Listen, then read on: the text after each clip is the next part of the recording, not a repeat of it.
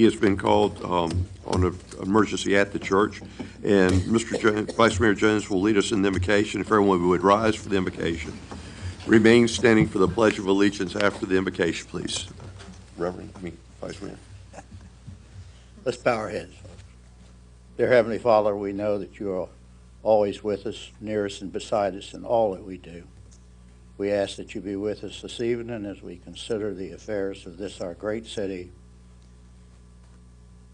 We ask that you guide us and direct us in all of the decisions that we make, and that when we leave this place this evening, that we carry with us your love and your fellowship for the rest of this evening and throughout the further days. We pray in your holy name. Amen. Amen. I pledge allegiance to the flag of the United States of America and to the republic for which it stands, one nation, under God, indivisible, with liberty and justice for all. Thank you, and thank you again, Louis, for doing the invocation. We're greatly appreciative. You have the roll call. Yes, Your Honor. And do I have a motion for the certification of the closed session? So moved. Second. I have a motion and a second. Is there any discussion? Hearing none, call for the question, please. I voted 10 to 0. I mean, Mrs. Wilson wasn't here. Yeah. No. Oh, 10 to 0. I mean, I wasn't here. You were away. You didn't vote? Well, I'm pushing my little button as hard as I can, and it just won't work. All right. 11 to 0. We need to call the maintenance man or girl. Do I have a motion? Okay, that was from the minutes, correct? No, sir. Okay, do I have a motion for the minutes of September 1st, 2015? So moved. Second. Any discussion? I'll call for the question, please. By a vote of 11 to 0, you have authorized the minutes as they were submitted. Before I open the public hearings, I'd like to recognize Troop 471 from Salem United Methodist Church. If they could stand and be recognized. We're glad to have you here. Thank you. I open the public hearing for the acquisition of property ARP 1619 North Muddy Creek Road. No speakers, Your Honor. Lease of city-owned property 912 Princess Anne Road, Old Creeds Library. No speakers. Burn Memorial Justice Grant. No speakers, Your Honor. 2016 legislative agenda. Diana Howard. We welcome you tonight, ma'am, and you'll have 3 minutes, please. Yes, sir. Thanks. And so I'll try and be brief.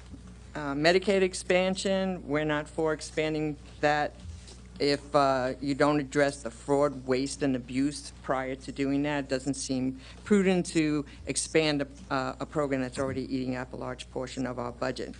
The Greenhouse Gas Initiative by Ron Villanueva, I had spoken to him about this. He says that this is somehow a market-based program, and I would really like to learn more about that because I don't understand how you can increase the price on business and somehow this doesn't come down to cost me more.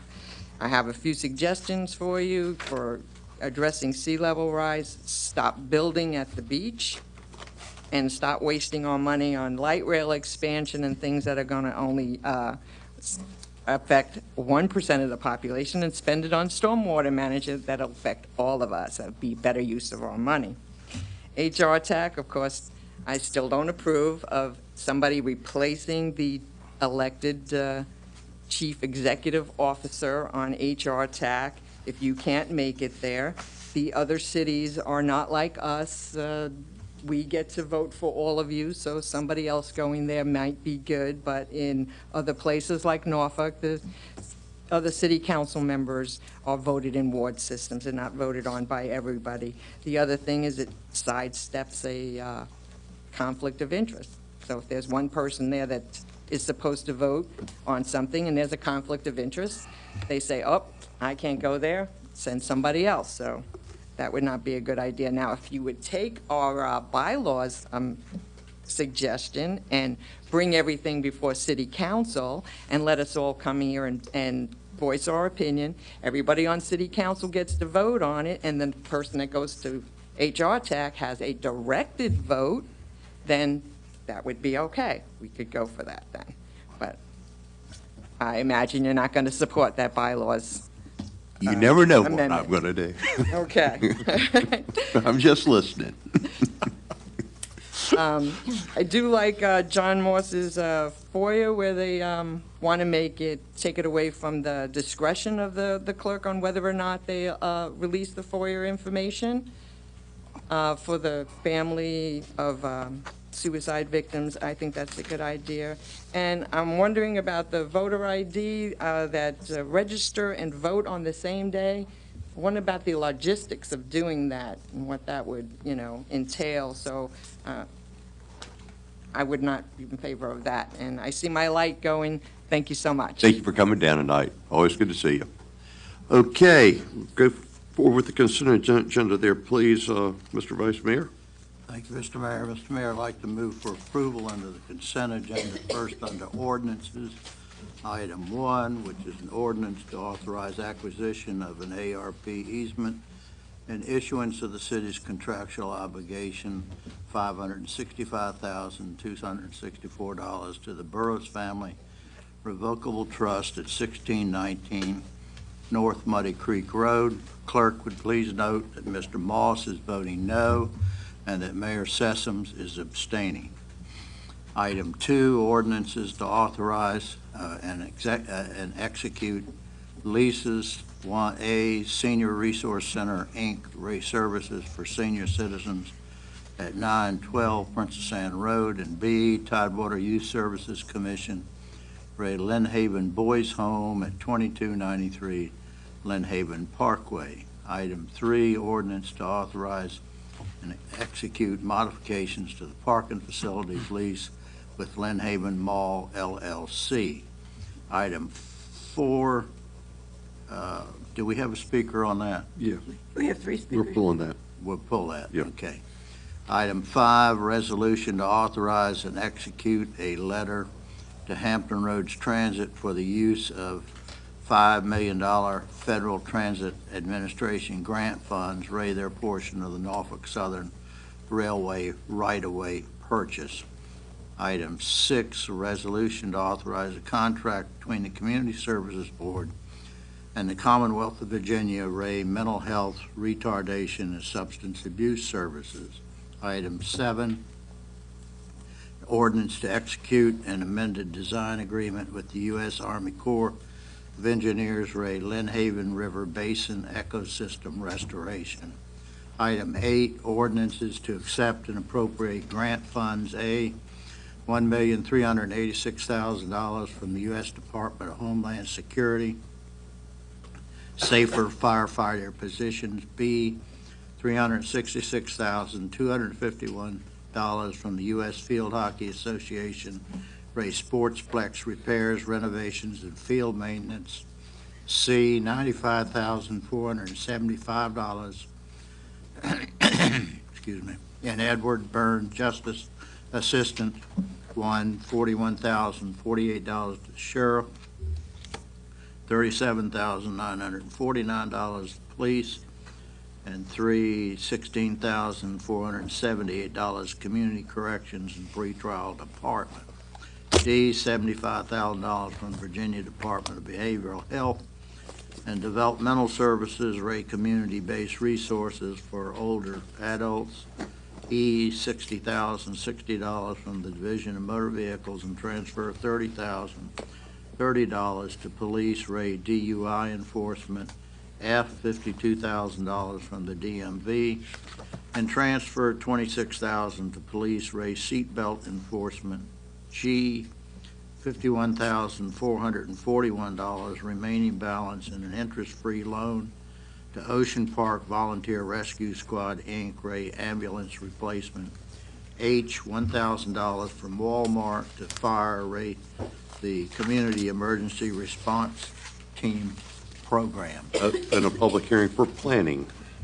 Under planning for consent, item 1 is the application of 2700 International Parkway Corp. In the Rose Hall District, and clerk would please note that Mayor Sessoms is abstaining on that item. Item 2 is the application of Coahuila Dukes in the Princess Anne District for approval. Item 3, application of Ivy League Academy in Virginia Beach First Church of the Nazarene, Bayside District for approval.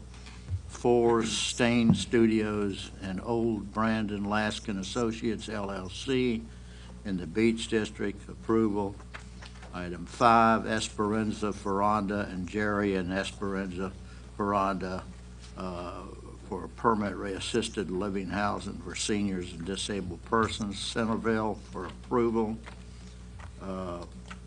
Item 6, which is for indefinite deferral, is the application of CCW Development Associates and Wayne Dupree in the Beach District. And Madam Clerk, if you'll also note that on item 6, Mayor Sessoms is abstaining. Under item 7, which is the application of City of Virginia Beach, a conditional change of zoning from I1 to B4 and conditional use permits Ray the Housing Resource Center for the homeless at 104 Witch Duck Road in the Bayside District for approval, and clerk would please note that Mr. Moss is voting no on that item. And item B, which is to amend Chapter 2 of the Comprehensive Plan, Ray inclusion of all strategic growth areas as meeting the intent of the Virginia Code as urban development areas. And Mr. Moss is, Madam Clerk, is also voting no on that item. So moved, Mr. Mayor. Motion, do I have a second? Second. Any discussion? I'll call for the question, please. By a vote of 11 to 0, you have approved the consent agenda as read by the Vice Mayor. Very good, John. Thank you, Mr. Mayor. I'd like to explain my no votes. On item number 1, which deals with the agricultural land preservation expenditure, we're buying in advance of need, and so therefore I can't support expending money when there's no justification in light of what we're preventing. So therefore, there's better use of the public's money.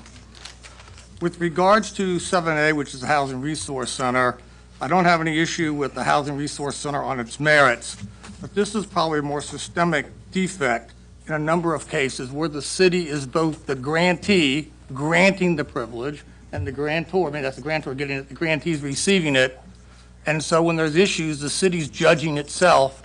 So therefore, when a citizen has an issue with the city is everything. And so therefore, the only recourse for the citizen is a very expensive judicial litigation.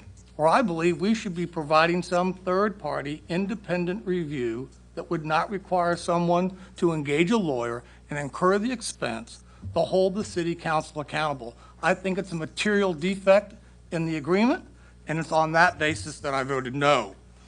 With regard to the comprehensive plan, I haven't supported except for the SGA and the Burton Station SGA, none of the SGAs. But more importantly, this is for high-growth areas. And if you look at the projected growth of the city, it's 0.3%. This is the projected growth rate. We're not exactly a high-growth area on any basis. But more importantly, none of these SGAs can happen without tremendous government, TIFs, and other kind of public subsidies. And I inherently oppose that, and therefore I'm voting no on this item. Thank you very much. We'll now move back to the ordinance. Number 4, ordinance to acknowledge the intended purchase of light rail vehicles by Hampton Roads Transit with available state funding. We have 3 speakers. Yes, Your Honor. This was on consent, and we pulled it. The first speaker is George Keane. George Keane. He did not check in, she said. Joseph Bilek. What's the name again? We welcome you tonight. You have 3 minutes, sir. Good evening, Mayor Sessoms, Vice Mayor Jones, council members, and Mr. Spohr. I'm Joe Bellick, and I reside in the Old Beach section of Virginia Beach. The light rail saga has been very intriguing and fascinating to me. It's been a story over the past few years with a lot of rhetoric, a lot of emotion, a lot of information, misinformation, political wrangling, and most recently, a big plot change. While I am a fan and a big advocate for public transportation, and Mr. Harold, who is sitting here tonight, can testify to that, I think, I am not a supporter of the notion that public transportation should come and we can configure it any way we want at all costs, at any cost. That's ludicrous. What I mean by that is that the voters supported by referendum the light rail by all reasonable efforts, but since then the costs have skyrocketed, and the draft environmental impact study didn't even support anything that we asked it to support. So it's very contrary to what we should be doing. The reason I'm here tonight is to talk about the trains and also to ask some big questions about the latest plot twist concerning the Virginia Transportation Secretary, Aubrey Lane, and his announced money find of where we now no longer have to count on the feds to give us money for the light rail, but everything's going to come from the state and the local level. That's a game changer. I haven't heard anybody at all come out with anything public to let the public know what is going on here and what the ramifications are. And I'm not sure if you guys do know what the ramifications are or have studied it enough to know what all that's about. But I'm just a little miffed. And I also wrote an email to Aubrey Lane, which I have not gotten a response to either. Up until last week, as citizens, we were to assume that we were going to count on the study, the final DEIS study, to come out, and then after the final study was published, then you guys would make a decision. That was what we were led to believe all these years, what was going on in this process. Now this has changed. Now all of a sudden we don't need to draft the DEI study or the final copy of the environmental impact. What's going on? There's a lot of citizens out there that are asking a lot of questions. Enough about all the recent bait and switch and no public explanations. The issue here tonight is whether to buy the trains or not buy the trains.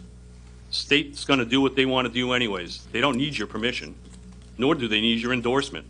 They're big boys. They buy things every day. If they're going to buy the trains, let them buy them.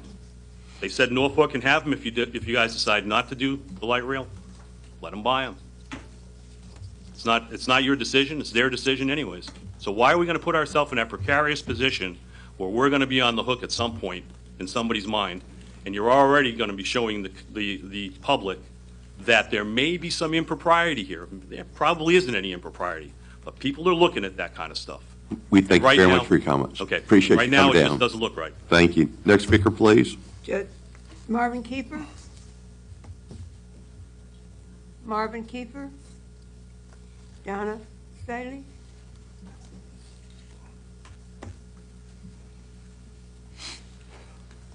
We welcome you from Portsmouth tonight. I believe that's where you're from. I'm Donna Stein from Portsmouth, and I got a call to come quickly as I could through the traffic. And since I have a great concern about the transportation, as you know, I'm involved in I'm not involved in it, I'm an outsider rejecting everything the TPO says. So I have a great concern how much our cities and counties are being controlled by our federal government. The fellow said there's no money coming from federal government, but it's coming from the taxpayers any way you look at it. But the United Nations is really getting control and pushing climate change. And with the climate change agenda that they're pushing, there are segments of this industrial complex which is involved with transportation. And the hype we're hearing at the Hampton Roads Transportation Planning Organization meeting is congestion and air pollution to, well,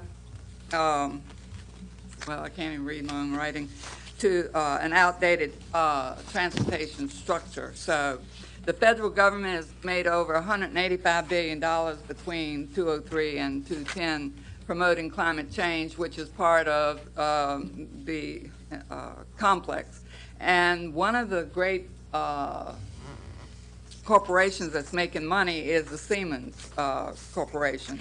And they are really behind pushing public transportation solutions such as light rails and vehicles and streetcars and computer trains and regional trains into the connected rail and road networks such as rail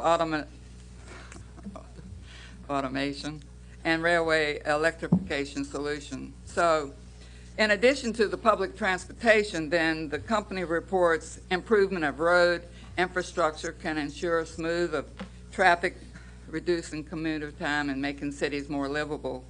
Communication-based train control is the new generation of trains, control systems. And this technology can save substantially and improve transport capacity. So this allows additional traffic by better utilization of infrastructure without compromising safety. And we, the people, are the government, and we say we do not give our consent for this resolution to be passed. Thank you very much. For listening. Thank you for coming over. Glad to have you. Next speaker. That's all the speakers, Your Honor. Do I have a motion? Move approval. I have a motion. Do I have a second? Second. Any discussion? Call for question, please. Wait, you have Oh, to. I'm sorry. Go ahead. Thank you. I was looking I to the just right. wanted I to should have been looking to the left. I just wanted the opportunity to explain my nay vote on this, and I think it's part of my being consistent with my stand all along. I guess what I'm trying to say is I don't think that light rail is the vehicle that is going to take us to where we need to be in the future. One of the reasons that I do have some objections to it, I think it's dated, Betamax technology that's going to be pretty much obsolete by the time it's going to be put into operation. And it's also at ground level. There are other technologies sitting on the horizon that I think would better serve us in terms of building a system. And the other thing is, too, the other thing I'm waiting, and I always bring this up, this is one of the most important decisions we're going to have to make. And we have to get the public engaged with this. And to date, you know, we really don't have or have seen an overarching strategic plan for growth for Virginia, or transportation for Virginia Beach or Hampton Roads on how this is going to fit in and work. And this might be an outlier, you know, with the type of technology that, you know, that's going to be out there. And the other thing is, too, I think the public really deserves to see is a business plan on how this is going to work, how it's going to be paid for, what are the pitfalls, what are the potential unintended consequences going forward. So the point is, though, I just think, you know, and I can understand where my fellow council people are coming from on this.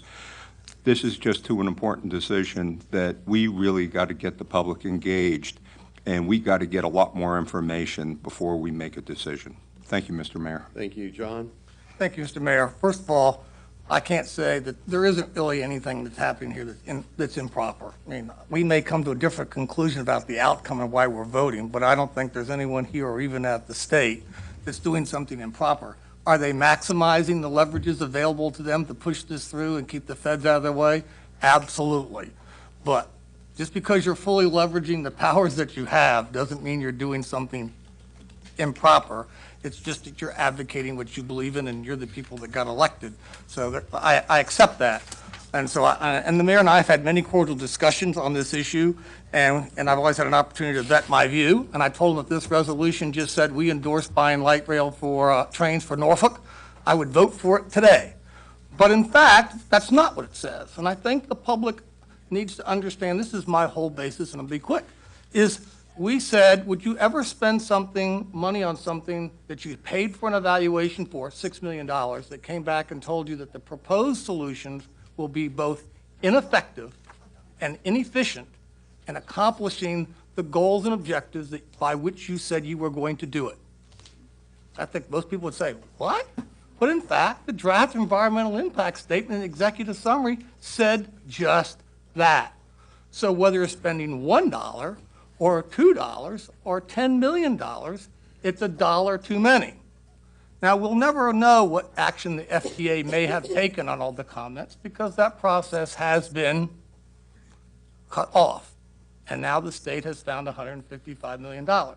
I don't know if that's a consequence of the new legislation that says all road projects and rail projects and transit projects will compete and be evaluated on the basis of congestion mitigation.